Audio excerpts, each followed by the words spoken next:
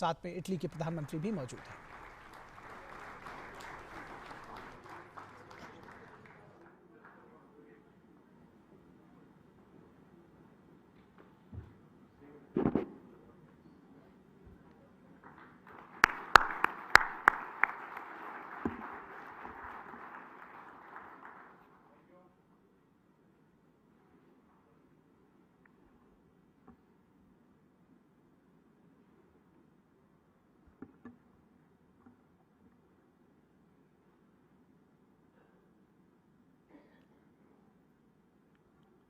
Honorable Prime Minister of India, Shri Narendra Modi ji, the President of the Council of Ministers of Italy, Her Excellency Giorgia Meloni, Foreign Minister of India, Dr. Jaishankar, Ambassador Vinay Quattro, esteemed leaders, Excellencies and distinguished guests, a very, very warm welcome to the 8th Raisina Dialogue.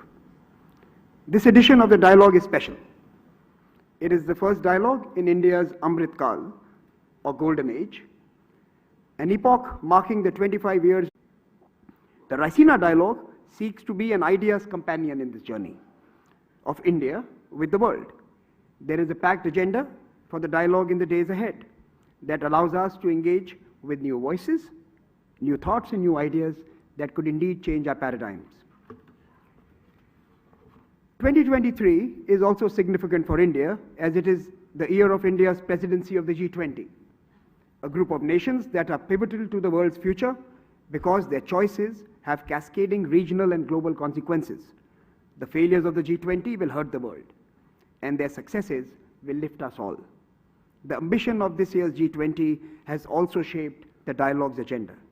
From debating the need for reforms in multilateralism to encouraging lifestyle changes to mitigate the climate crisis, the Raisina Dialogue aims to support India's G20 priorities.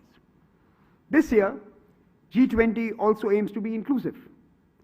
The Honorable Prime Minister, Shri Narendra Modi, elaborated his vision at the Voice of the Global South Summit.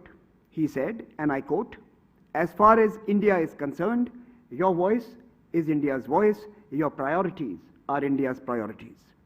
This sentiment will be reflected in the Raisina Dialogue Town Hall on March 5th, where we will gather not only the G20 countries, but also participants from over 80 countries to be present and to discuss our common future. That collective future may be difficult to imagine at this moment, given what we went through in the first 2 years of this decade. Indeed, has it only been 2 years? From old conflicts resurfacing in Europe to convenient morality in Afghanistan, from complete disregard for the environment to selfish acts during the COVID-19 pandemic. This already feels like a very long decade, and this brought out the worst of humanity. Forums like this dialogue are seeking to bring out the best. It is during these gatherings that exaltations could catalyze an inclusive development policy that is fit for purpose. The theme for this year's dialogue is provocation, uncertainty, turbulence, lighthouse in the tempest. Question mark. Can all of us assembled here in New Delhi be a lighthouse in our own way? As the world is being battered by a perfect storm, multiple beacons are needed to illuminate the way. India seeks to be one of them and to inspire others to be the same. Last year, as we opened the dialogue, we made two promises to the Honorable Prime Minister. First, that as hosts, we would follow the sun to where the best and most plausible ideas await. And second, we committed to investing in building the next generation of global diplomats. This year, on February 18th, we launched Raisina at Sydney, alongside the editions we host in Delhi, Berlin, and Washington, D.C. This dialogue is now truly chasing the sun, seeking inspiration from across the globe. This October, the past October, we also inaugurated the Raisina Forum for the Future of Diplomacy. Hosted in New Delhi and Varanasi, it brought together diplomats from over 30 countries to rethink their official responsibilities and ethics. The world's diplomatic corps are now the first responders to everything, from health crisis to man-made and natural disasters. The investment in skills and character that may be demanded of them need to be invested in and need to be invested in now. Continuing our tradition of engaging the brightest minds from around the world, we welcome the 2023 batch of the Raisina Young Fellows who are seated here to my right. We have 48 fellows from 33 countries and a community which is now close to 2,000 from over 110 countries. Perhaps that is the only way. Welcome once again and let the conversations begin. I thank you for gathering here.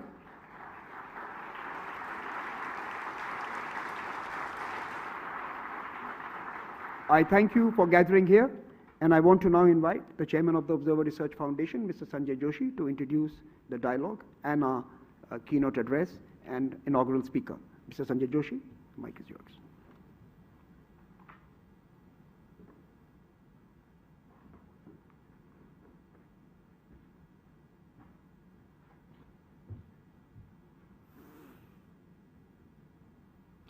A very good evening to all our distinguished guests. Honorable Prime Minister of India, Shri Narendra Modi ji, our guest of honor, Excellency Giorgia Meloni, Prime Minister of Italy, Honorable External Affairs Minister, our partners, the Ministry of External Affairs, Ministers, Admirals, Generals, this distinguished gathering assembled in this room for the 8th Raisina Dialogue. 2 decades ago, the phrase Vision 2020 used to evoke hope and optimism over the future of a 21st century world, riding on the back of global value chains, free markets, into a world of universal prosperity. Well, 2020 came, and instead of a well-lit road going to the future, we seem to have hit a series of blind spots one after the other. And today, the engine of globalization, which is supposed to be the engine of growth, lies broken, rudderless. And as we assemble for the 8th edition of Raisina Dialogue, we are challenged responding to a world where multilateralism lies fatally wounded. Wounded in wars that spill into multiple domains that no Geneva Convention controls.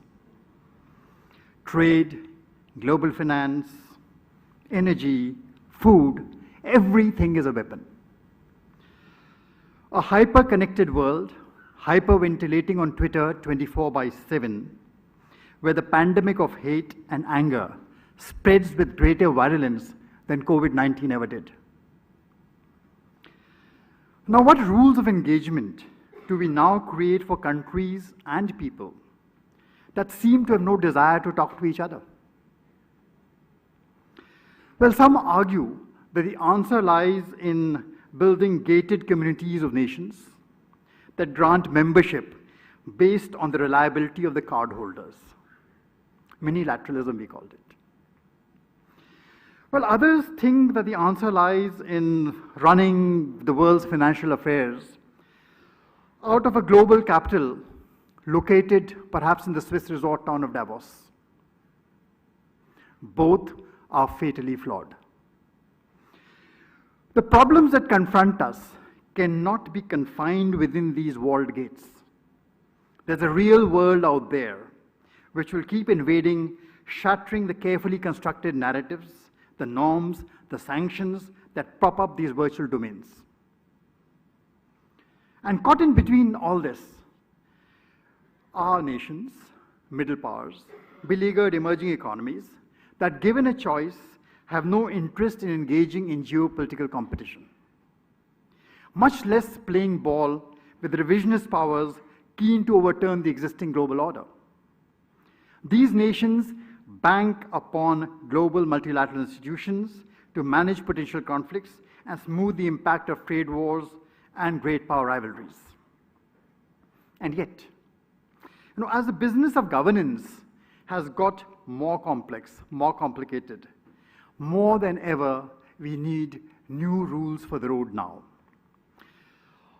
We need new rules of the road now because we no longer travel just as a community of nations. We have been joined by many new actors who can traverse these highways with far greater speed than nations ever do. And these are tectonic events which are taking place, and the greater their magnitude, the weaker is becoming our capacity to respond to it. And mind you, this is only Act 1 of this play. Already we see technology move in to substitute agency-led order and norms by discrete, anonymized protocols for finance, trade, commerce, and communications. For good or for bad, it is difficult to tell today. But in Act 2, which is coming, which is called the age of the intelligent machine, now, unlike science fiction, the machine age does not manifest itself suddenly as an omnipresent, all-knowing chatbot appearing one fine day. Instead, it is slipping in each day, camouflaged in a forest of cookies, protocols, self-learning algorithms, Kafkaesque structures, which fashioned by tech entrepreneurs, advertisers, agents, ordering and controlling the lives of the governing and the governed both. The question is how democratic or how intrusive these are going to be, and that is a question which is going to keep on haunting us. And we can be sure that in the days ahead, the negotiations and the confrontations to settle these structures are going to be very intense. So the Raisina Dialogue 2023, today we are holding it as India takes charge of the G20, and a year that promises to be more than the ordinary. This forum comes at a time when many of us in Delhi believe that we have the ability to incubate conversations where many of these posers must be responded to. Our hope is that the Raisina Dialogue becomes one of the most influential of these platforms during India's presidency, a forum where each one of us in these troubled, tempestuous times contributes to the quest for answers and becomes part of the lighthouse that guides the ship back safely to shore. Thank you. And with that, I would like to invite Her Excellency Giorgia Meloni to deliver a keynote address. Over to you, ma'am.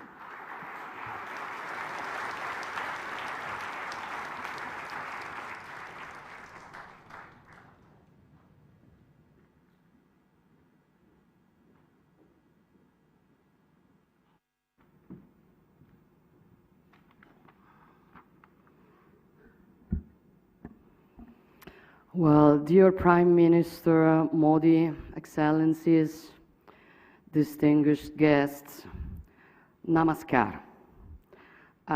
It is an honor for me to inaugurate this year's Raisina Dialogue and to do so in front of such an extraordinary audience, an audience that includes representatives from across the G20, with whom Italy shares a special responsibility to find solutions to our common global challenges. With this in mind, well, I would like to take this opportunity to share my appreciation for Prime Minister Modi's hard work on handling a complex presidency and to reiterate Italy's full support to its success.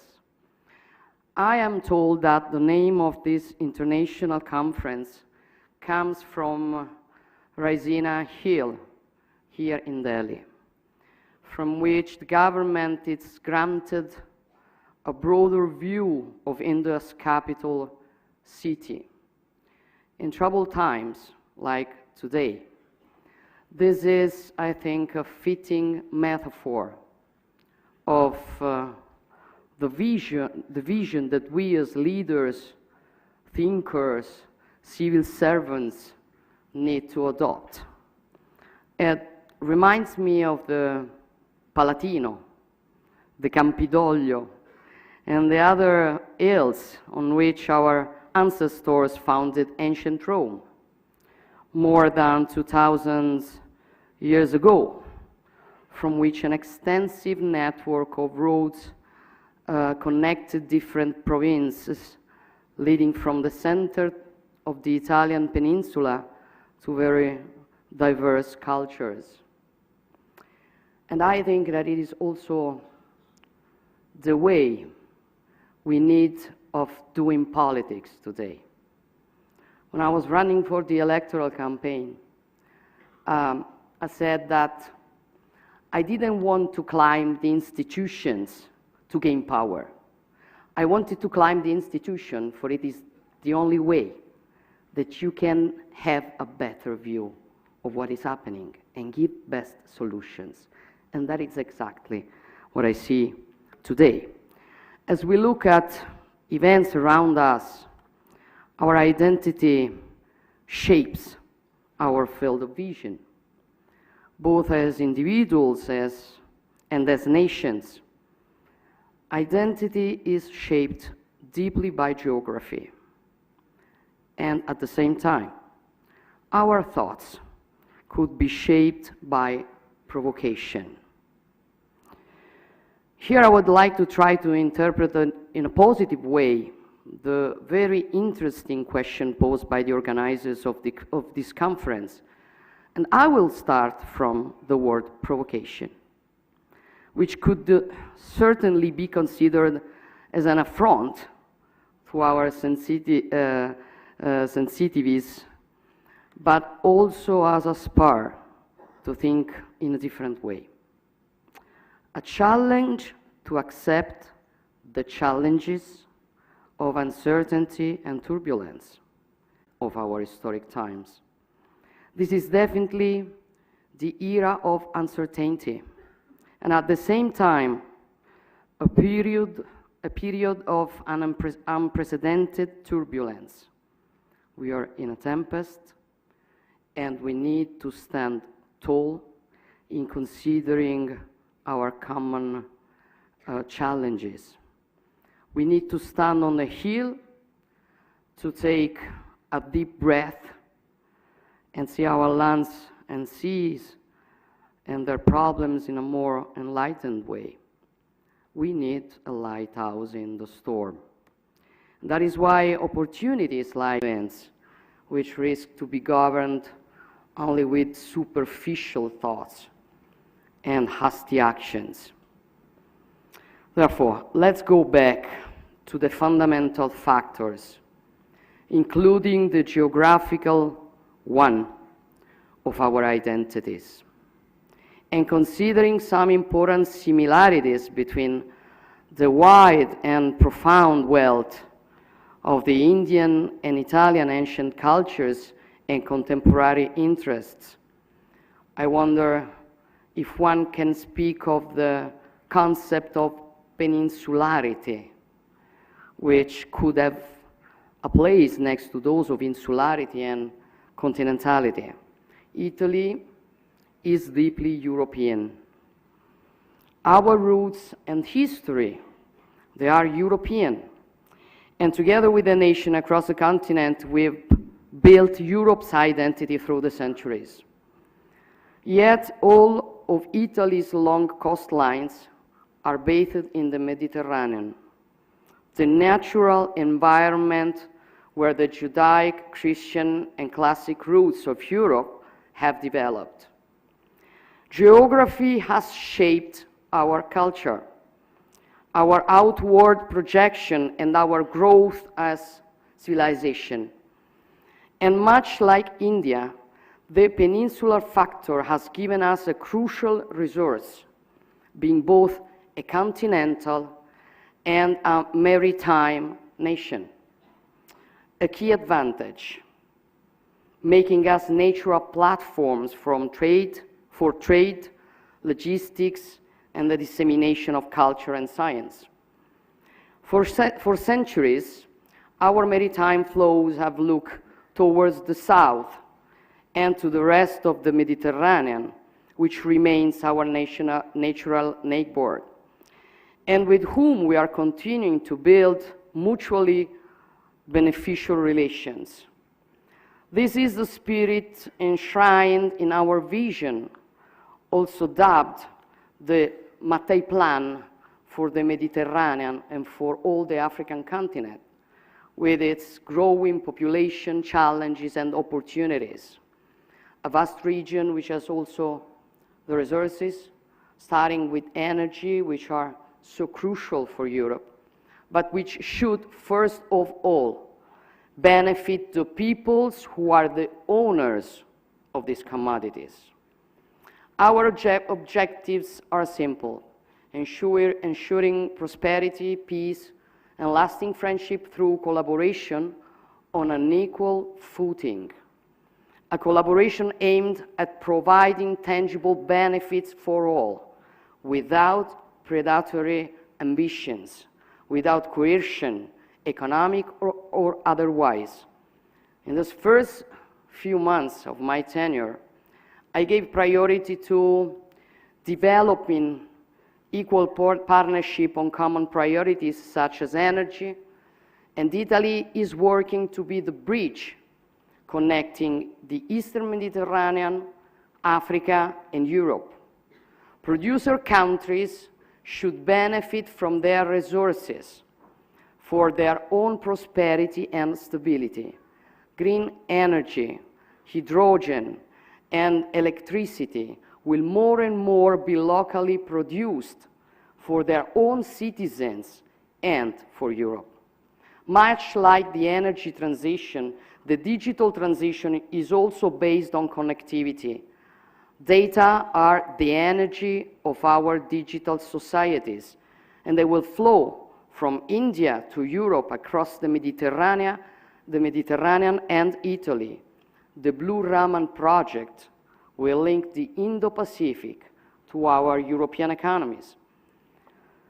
In the past, the Alps at our north protected Italy, but they were also the area of connection to the rest of Europe.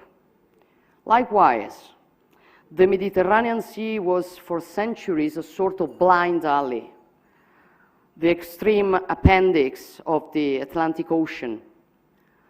Human progress and ingenuity, however, made the impossible possible. A change in geography, a passage from the Mediterranean to the Indo-Pacific through the Suez Canal. Today, the Mediterranean is really the sea in the middle, the basin which stands between the two major maritime spaces of the globe, the Atlantic and the Indo-Pacific. Italy, with its peninsula, which lies in the very center of the Mediterranean Sea, continues to be in every way a fully integrated part of the Euro-Atlantic community and of the cultural and political West. But it is more and more projected towards the Indo-Pacific, regaining the history of our maritime republics and of Marco Polo, especially after the opening of the Suez Canal. The laws of physics, starting with the communicating vessels, are those of trade. The impact of such a shift are hard to exaggerate. 150 years later, as the Indo-Pacific has become a crucial center for gravity for the global economy, 40% of the EU's foreign trade passes through the South China Sea, and much more transits through the Indian Ocean. Our two regions are more interconnected than ever before. Together, we account for 70% of global trade, and the EU has become the biggest investor in the Indo-Pacific, which contributes to two-thirds of global economic growth. The world's oceans connect us. They are essential to global commerce and our way of life. Today, shipping makes up 90% of all international trade, and freedom of navigation is crucial for our economies. Global interconnection has enabled our economies to cooperate and flourish, but it comes at a cost, especially in times of turbulence within the international community. What happens in Europe affects the Indo-Pacific in ways it would not have in the past. And what happens in the Indo-Pacific has direct repercussions in Europe. This is not a surprise. This is not a black swan. It is rather a gray rhino we should have seen. And it is something we need to keep in mind as we move forward. This implies a new approach on how we work together. We need to see the world through progressive lens, to focus with the same level of attention on both long and short-term dynamics. We face a war of aggression which brings us back to the tragedies of the 20th century, but at the same time we need to have the necessary vision to be prepared for the challenges of the 21st century. The COVID-19 pandemic shook the foundation of international trade and mobility, exposed profound weaknesses in the resilience of global supply chains and in globalization as we knew it. They said we could solve every problem with free trade. We were going to have democracy and richness for everybody. It wasn't like that. And we have to face what we were wrong in. As we worked to overcome these challenges, recover from the pandemic's devastating impact, and restore global trade flows, the Russian war of aggression against Ukraine disrupt global energy prices, endangered food security, and sent waves of inflation across the world to the detriment of the most vulnerable, especially in the global south. And it also put at risk global stability, peace, security, which depend on a predictable, rule-based international order. Just 1 year ago, we were poised to face the challenges of the 21st century, which were eradicating poverty, addressing climate change, managing the impacts of digitalization on information flows and on daily life in our societies, handling the advent of new technologies such as quantum computing and artificial intelligence. However, the events of February 24th last year brought us back to the wars of 20th century. I was in Kyiv last week. I witnessed a hard reality on the ground. I felt the strength of the Ukrainians' national spirit among the destruction. The war is a war in Europe,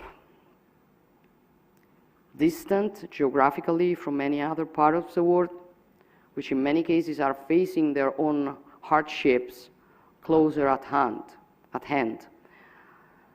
This should not, however, overshadow the relevance of what is at stake.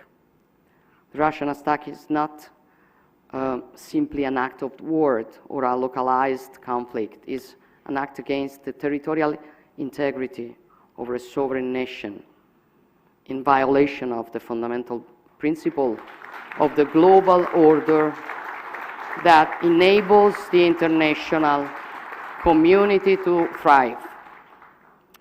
And we cannot allow the very foundations of international law to be threatened, without which only military force would be taken into account, and every state in the world would risk being invaded by its neighbor.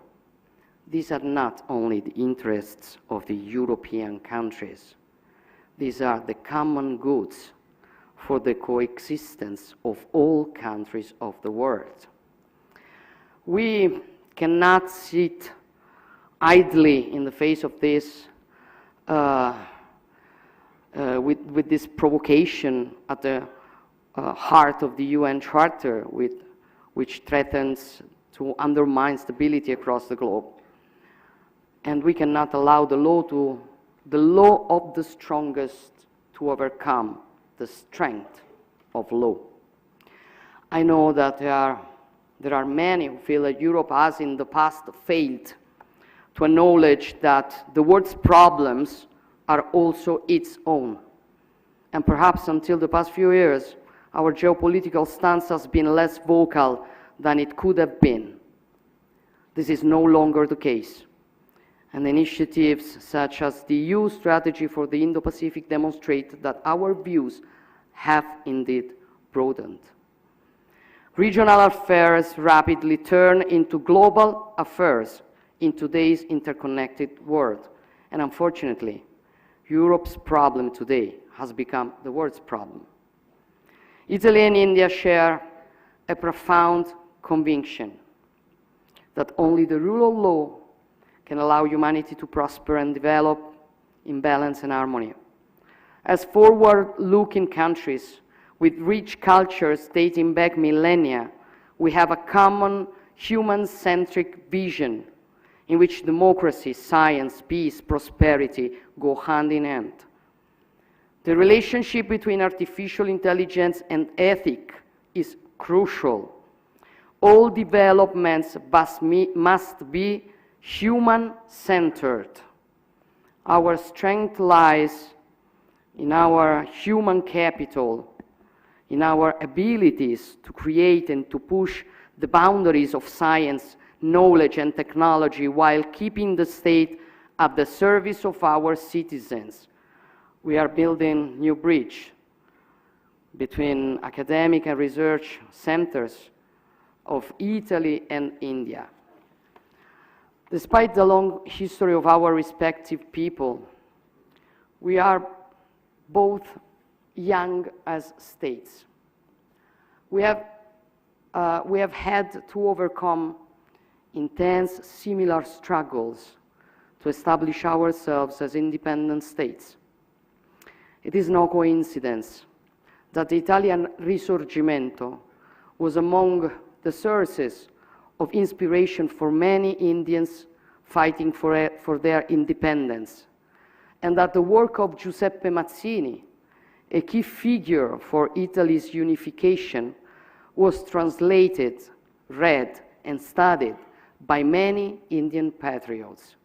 Gandhi himself, whose Young India drew from Mazzini's Giovane Italia, recognized his influence, saying, "There are few examples in the world of a man who alone accomplished this country's resurrection by the power of his thoughts and extreme dedication throughout the course of his life." Our civilizations have met, touched, and influenced each other along the centuries.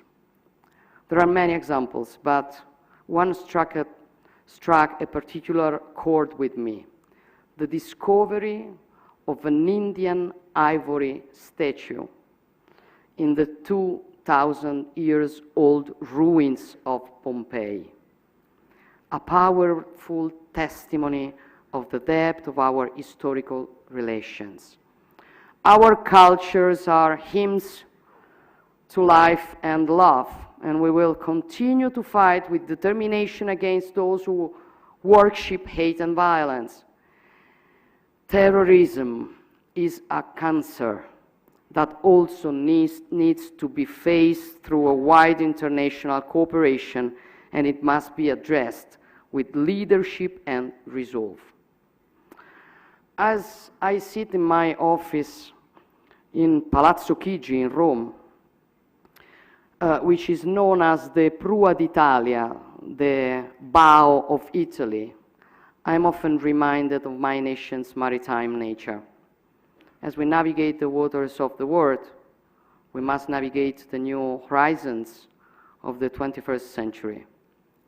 We need to see better as we move through uncertainty, to strengthen the resilience of our global relationships through greater cooperation and diversification.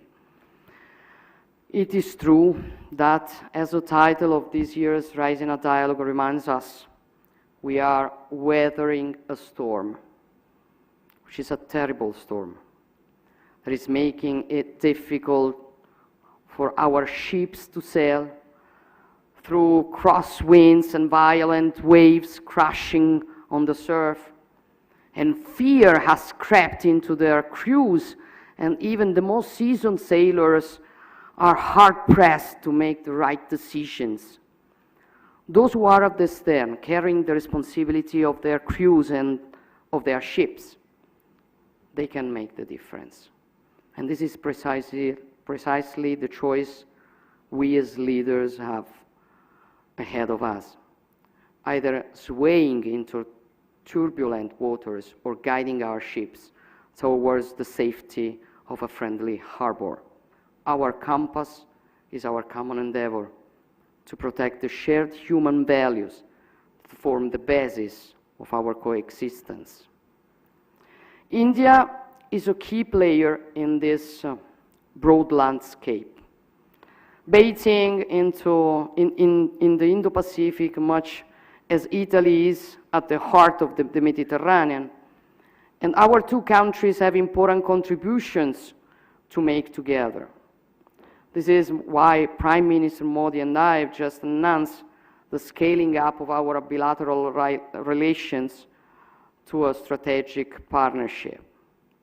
Building on bilateral tools and broader programs such as the EU Global Gateway, Europe and the Indo-Pacific, but also Latin America and the African continent are enhancing their collaboration on all fronts, from connectivity to infrastructure and fair and sustainable trade, while keeping in mind the strategic priority for all of us, which is the energy transition. And this will be a key element in the global fight against climate change, to which we all need to contribute with different tasks and responsibilities. We have to do it bearing in mind our responsibilities towards the future generation, but also to our citizens today, and we need to do it in a balanced way. Each country has to do its part. Failing to do so, it would have a profound impact on humanity worldwide, directly through food shortage, drought, extreme weather events and other disasters, but also indirectly through new conflicts arising from climate-induced migrations and transboundary disputes over scarce resources.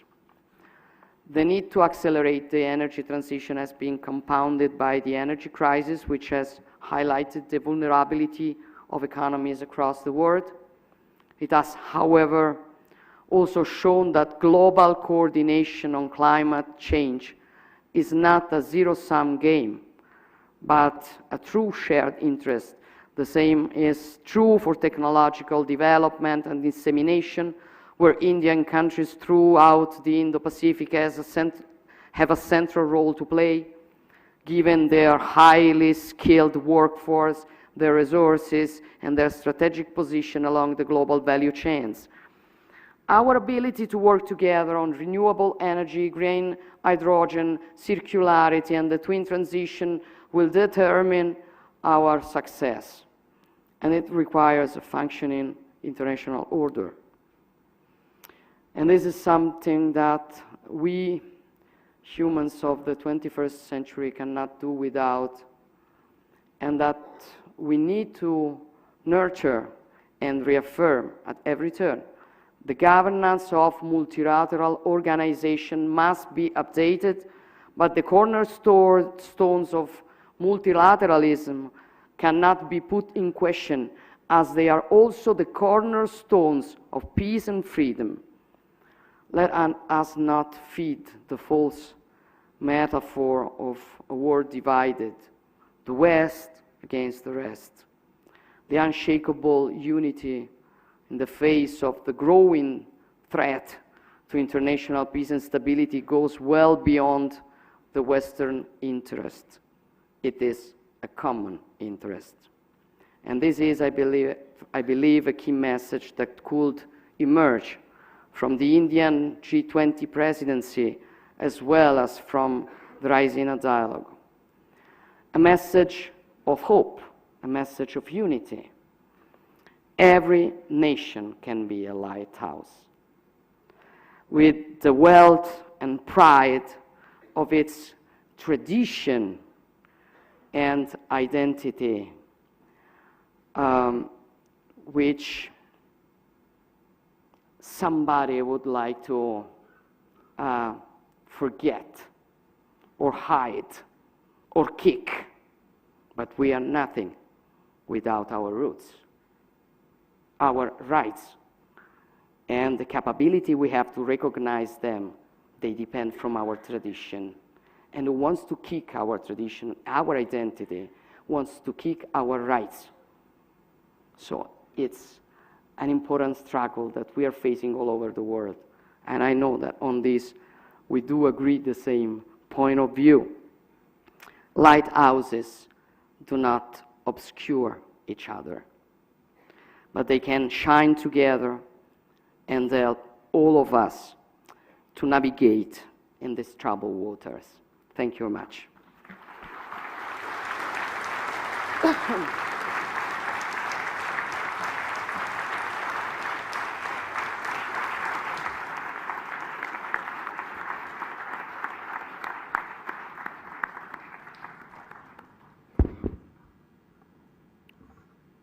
Thank you for that inspirational speech. May I now request the Indian External Affairs Minister, Dr. S. Jaishankar, to propose a vote of thanks.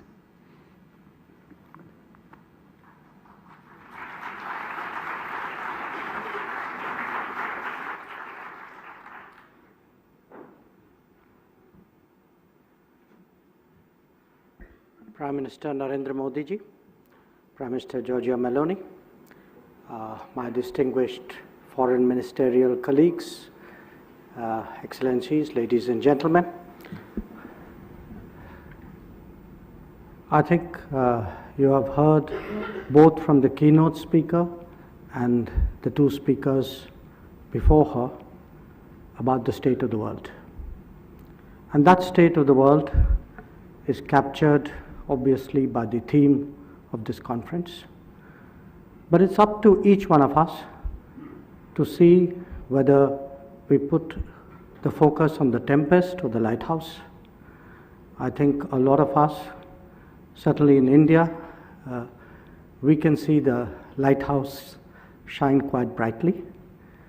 We believe that for all the challenges in the world, there is the leadership, there is a vision, there are solutions, and much of that today forms the agenda of the G20. So it's my honor today to propose a vote of thanks. I particularly thank Prime Minister Meloni for joining us this evening. I thank the Prime Minister, Narendra Modi ji, for keeping his word year after year of being here. And to all of you, I wish you a very, very productive conference over the next few days. Thank you very much.